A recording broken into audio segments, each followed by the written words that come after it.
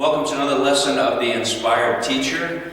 Today we're going to do a post follow-up of Willow 2, looking at center line, stance line, and center of gravity. My demonstration partner today is Paul Idner, my longtime student and disciple.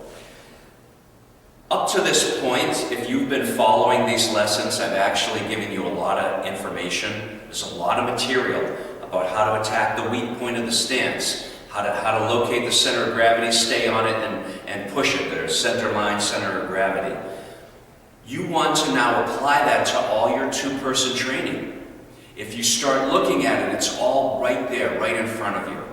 So if we take something as simple as single hand horizontal, which basically every style of Tai Chi has, on one level, it's the reason you would even do single hand pushing hands is to learn how to coordinate your arm with your body. Mostly when you do two hands, the natural thing is to coordinate a hand with a hand, but we need to coordinate the hand or the arm with the body. So that's reason number one to do single hand. Reason number two, though, which I think is even more important, is you really get to feel if you're on that person's center line. Are you attacking their center line? Are you off their center line? Does their movement turn and take your hand off of it? And then also I can feel, are they on my center line? Am I having trouble turning? Or are they off my center line? Can I turn easily? Or do I want to turn to get them off my center line? So if you just look at the basic composition of the single hand horizontal, it's not a random push. I'm lining my hand up with his wrist and his center line, and I'm trying to push so that he can't turn. But then, of course, he turns, and then he lines his hand up with my wrist and my center line, and he can feel that I can't turn, and then once it's there, push through. Yep. I mean, that's, on one level, that's the basis of that.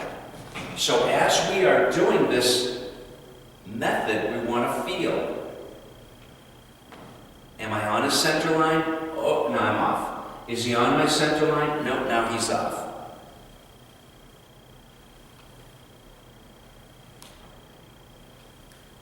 One thing my teacher, Master Choi, said is if you're on their center line and you're lined up and you feel it, you can give a push. As soon as you feel that you're not on the center line, if you've got that, you've got this sensation of on the center line, and as soon as you feel that it's off, relax. So, on one level, I'm on the center line, I want to train. If I'm on it, I push, but if he turns and I'm off the center line, I got to immediately relax.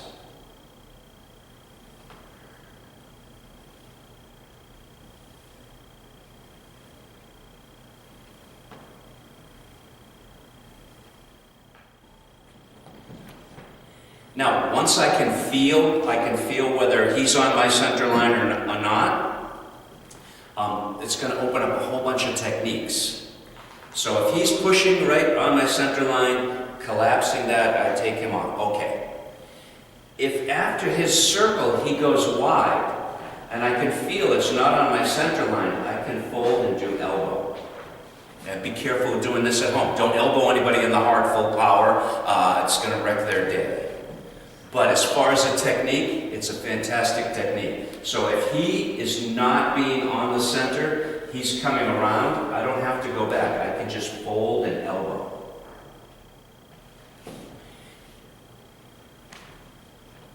And then one counter is if he feels that, just push my hand towards my center and it'll bring it all back. So if I do that to him, if I come out wide, he just stays there and does the elbow. Because I'm not pushing the center line, I'm actually pushing off of it. If I'm a little bit big and lazy, he doesn't have to go back, he can just stay there. And there's the elbow. And then if I feel the elbow coming, I just change the aim back to the center line and that'll put it back again. Oh, next one. So if he is over on this side of my center, missing, then I can easily give him the pull. It's hard to give the pull if they're right on my center. Right on my center, I can try, but it's gonna be a little bit tight in here, and then also easy for him to step in with shoulder. But if he's on the side of my center, if he comes around and doesn't push directly to my center line, but pushes off to the corner, that's the best time to do the pull.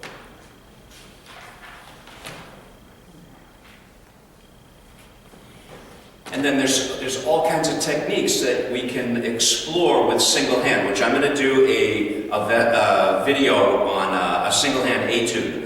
But basically, once you master the idea of on and off the center line with a single hand, then there's all kinds of doors that techniques come in, offensive techniques, defensive techniques, and you can make single hand really interesting.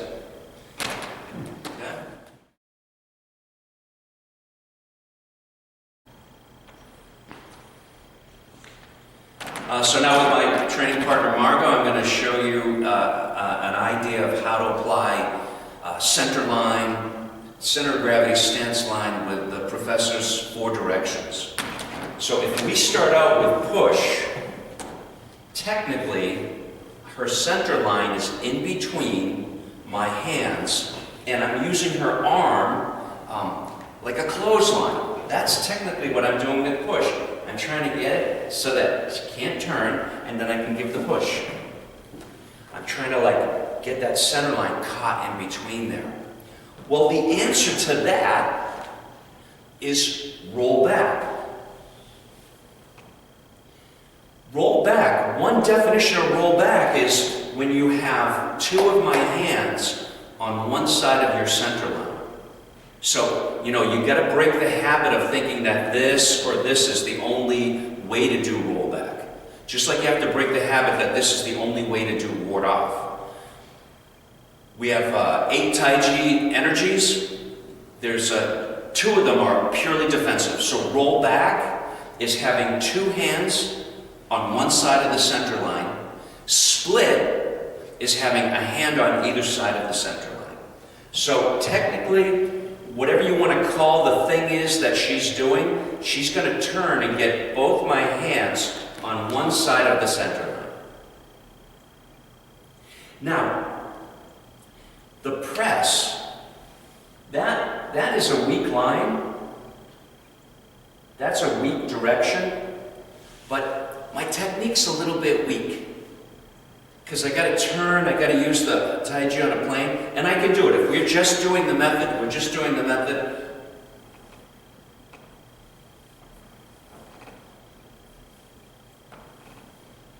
But what I want to do is, I want to do a straight press. So I'm going to come across just until I line up with her center line, and then that direction is the weak part of her stance, and that's where I want to press.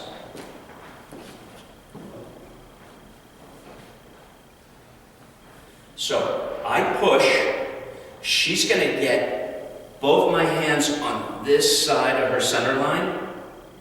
What I'm going to do is I'm going to do the press right about halfway, and then I'm not going to do sideways anymore. I'm not going to do the arc or the plane. I'm just going to do the short power. Now her answer to that is to get my 2 hands on that side of her center line. So 2 hands on the side of the center line. I'm on her center line. She's going to turn, and now the 2 hands are off. Now, if she just simply changes feet, again, I got the center line in the middle. She's going to have both of them. Now, that is a really weak line. That is like the weakest line of the 8 stance lines. This is where the arc press is really effective. So I don't want to go straight. See, I've already got 2 hands on that side. If I do a straight press, she's just going to do a little baby roll back again. What I'm going to do is, that's where I'm going to do the Tai Chi on a curve or an arc or a plane. So 2 hands on this side, then I'm going to sweep across.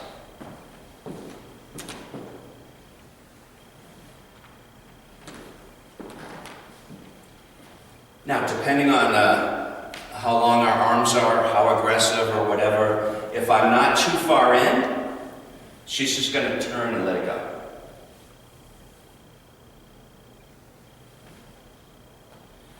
But if I'm farther in, she's going to have to use a little bit of the willow to get underneath it. There you go. So again, if I attack it but not too challenging, I'm going to turn.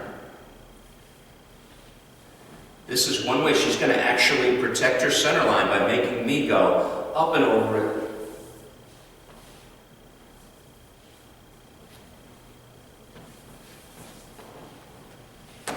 So it doesn't matter what kind of pushing hands you do. So do some vertical with me. Yeah, it doesn't matter. All has to apply. All has to apply. So all the vertical, I still have to attack the weak part. I still have to attack the weak line. So whatever style of Taiji or sticky hands you do, you apply these stance line, center of gravity, and I'll guarantee it's going to take you to another level. It's going to make you more effective, and it's going to have to make them improve their defense game. So once again, if you can go back, look at those lessons that I published on YouTube under Willow 2, and the good news is that my Pushing Hands book is really close now, and I've got it written out in great detail.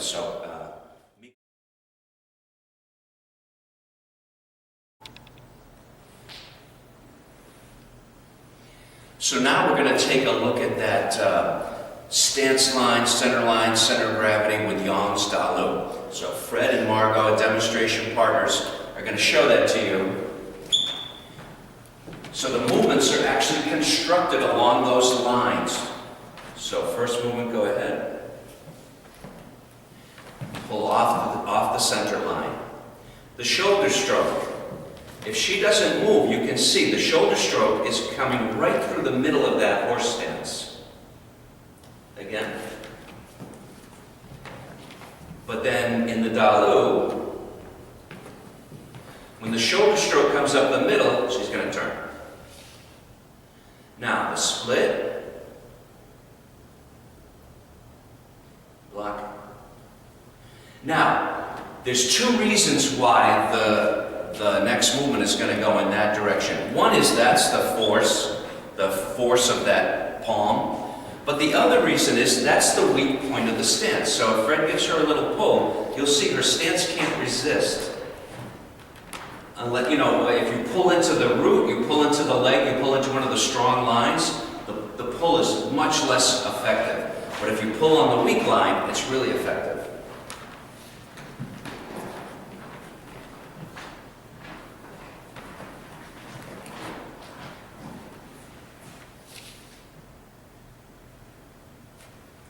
Now you'll see he's going to pull along the weak line, and that one reason she takes that step, not only is it to save her elbow, but it's to put a strong leg, a strong direction in line with that attack.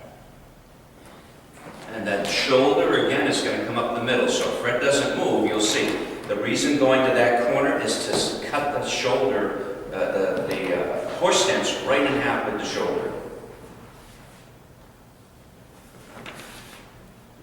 Now, as he steps around, the reason he's going to the corner is because that is the weak line of the stance. So he's going to push that weak line.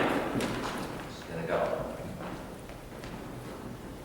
But then she's going to direct it over, roll back, and then pull. And you'll see it done on the other side. Shoulder is going to go to the corner because that's the weak part of the horse stance. Pull is going to go to this opposite corner, it's the weak part of her back stance. Shoulder going to go to the corner, weak part of the horse stance. Get a turn. Step around and push, go into the corner because that's the weak part of that stance. And then for now you can just join hands. Okay, so now they're going to do it one time smoothly, but if you study it, if you start looking at the way the Dalu is composed and look at it from the point of view of the stance lines, you'll see how clear this lesson is.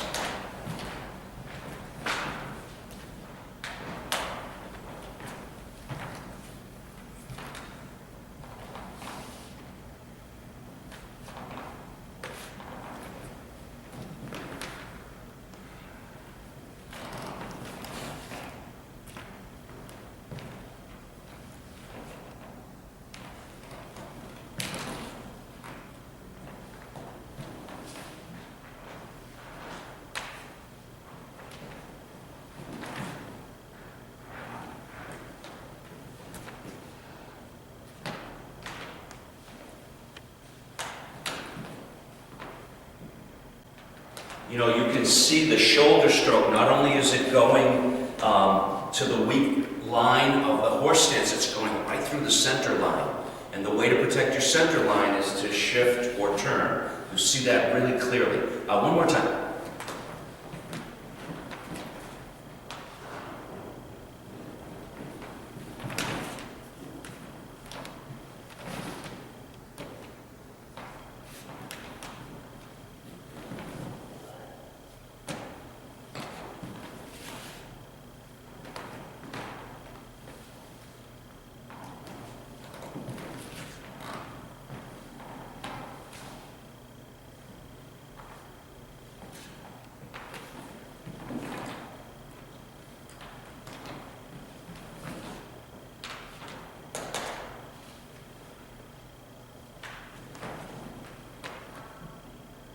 Good.